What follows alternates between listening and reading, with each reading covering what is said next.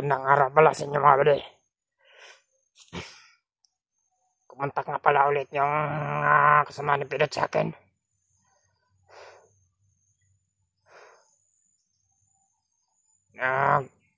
Bigay sila sa akin ng lokasyon.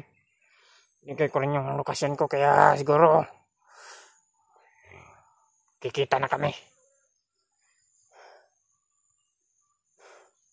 Punta ako ngayon sa lokasyon kung saan bigay nila.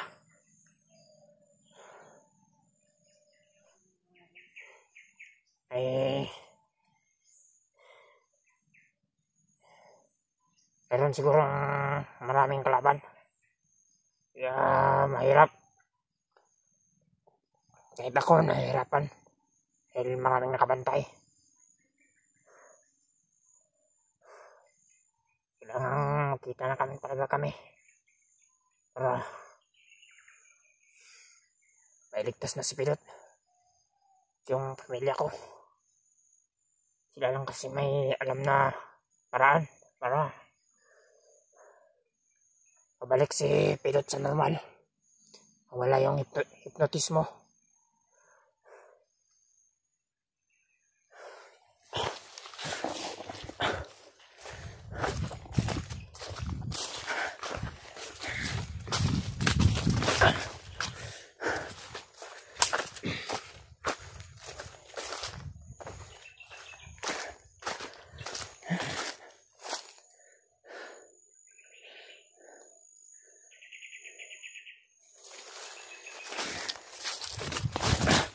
Talagang malapit na talaga kami ng mga kasama ni Pidot mga buddy, kasi sabi nila may narinig daw silang mga bata na sumisigaw, mga bihag daw.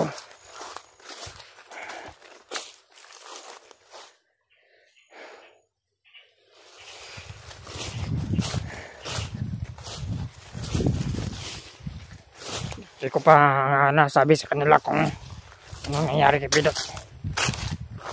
Personal ko na siguro sasabihin sa kanila pag nakita na kami.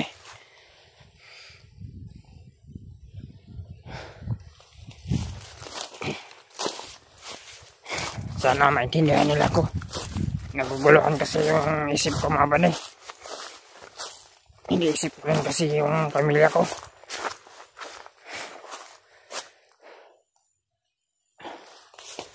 So, alam kong ano na nangyari sa kanila.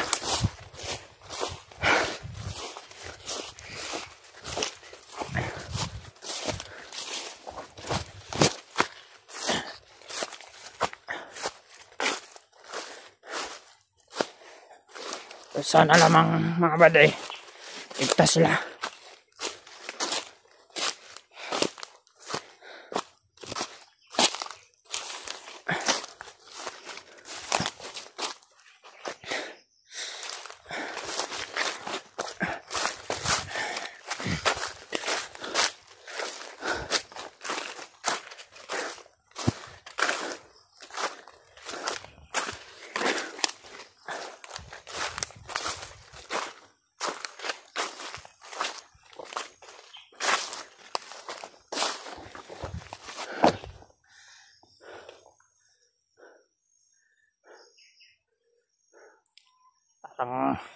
Malapit na ako mga buddy. Sana sa ngayong lokasyon na pinagpalitan namin, magkita na talaga kami ng mga kasama ni Pidot. Nag-aalala na talaga ako mga buddy sa pamilya ko.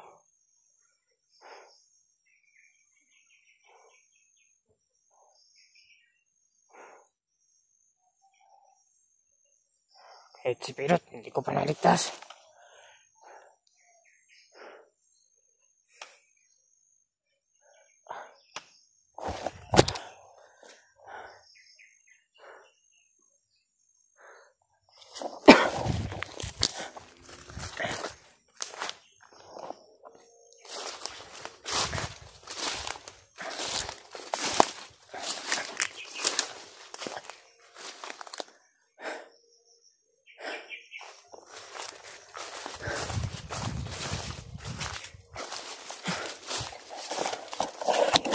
Sana mga bade, ligtas din yung mga kasama ni Pilot.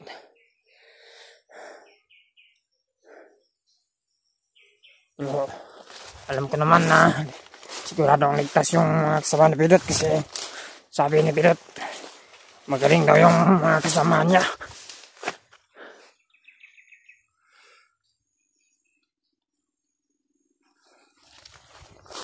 Kaya nga sabi niya sa akin kahit na anong mangyari, huwag akong mawala ng pag-asa. Kung ano mang mangyari sa kanya, hanapin ko talaga daw yung mga kasama niya kasi sila daw yung tutulong sa akin.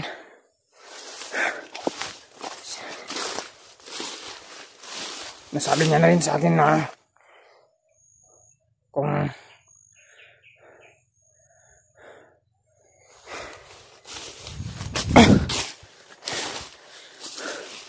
ano mang pakay ng commander, yung kasama niya lang talaga ang may paraan, may kayang gawin para maligtas siya.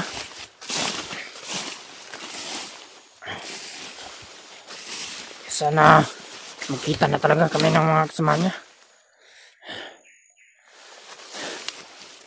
Sana gabayan ako ng Panginoon, mga bade. Sana tulungan niyo ako sa pagdarasal.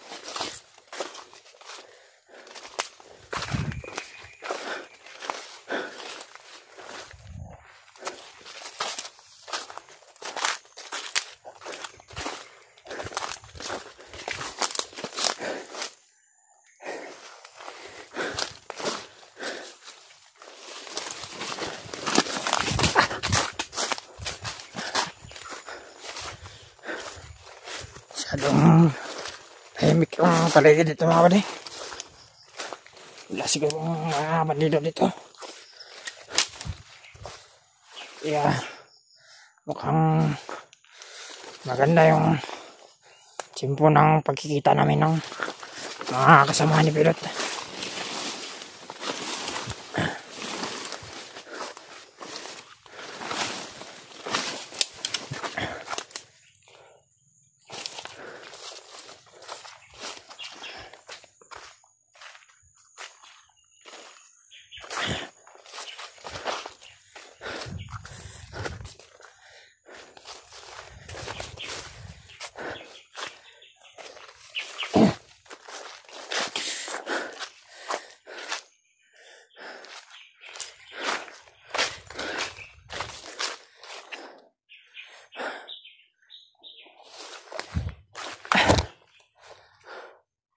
Sana mga bade,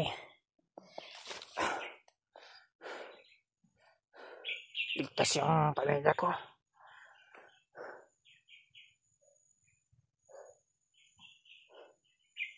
Naguguluhan na ako mga bade.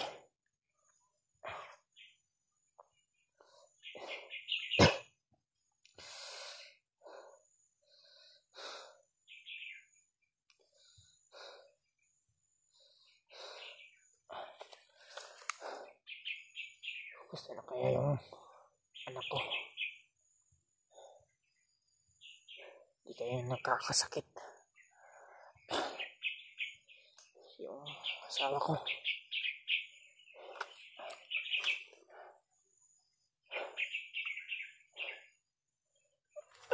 Tuloy lang tayo sa paglalakbay natin mga bade.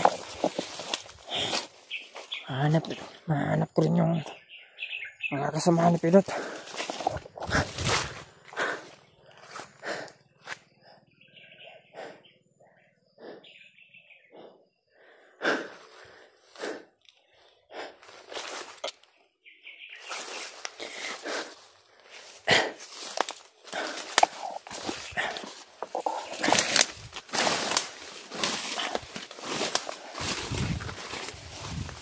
Sigurong mga bandito dito mga bali, masyadong tahimik.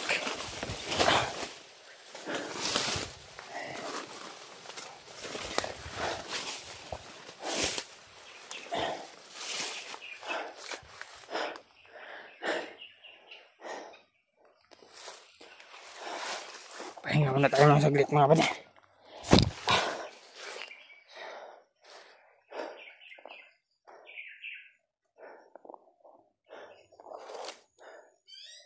Sana pag nakita ko yung mga kasama ni Pidot mga bali, kung ano man yung desisyon nila,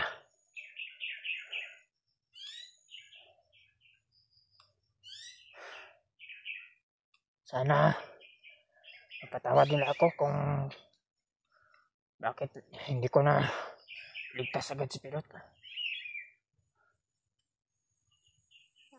Kasi yung mga panahon na yun mga bade, kasi hindi ko alam yung gagawin ko.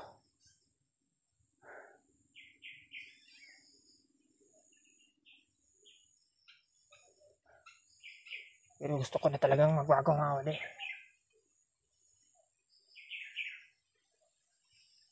Sawa na ako sa kadibanyuhan ng mga commander. Ayoko nang magpailipin sa kanila.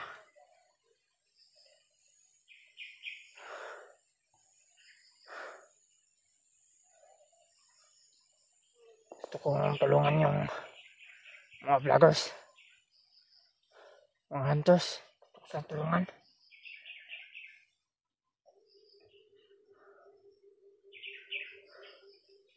Pero nabigo ako sa pagtulong kay Pidot. Sana mapatawad niyo ako.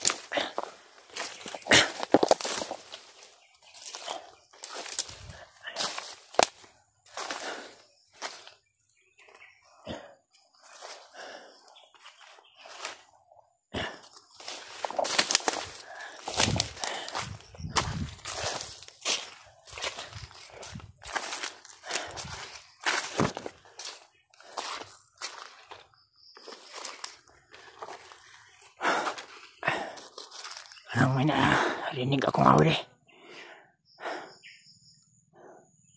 Sama yung pakiramdam ko dito. May narinig ako. Masyadong tahimik yung lugar, pero bakit may parang kaluskos na nangyayari.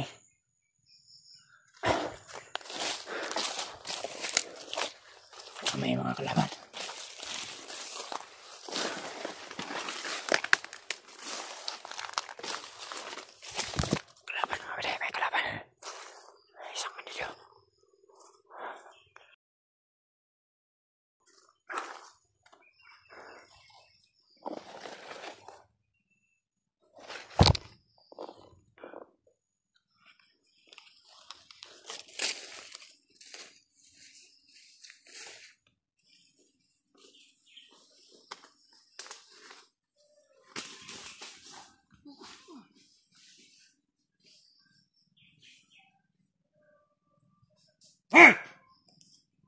Suka na mo! Ipitin mo bali! Ayun ka! Huli ka rin buwang ka! Bakit mo pinato yung kasama ko? Baba! Baba!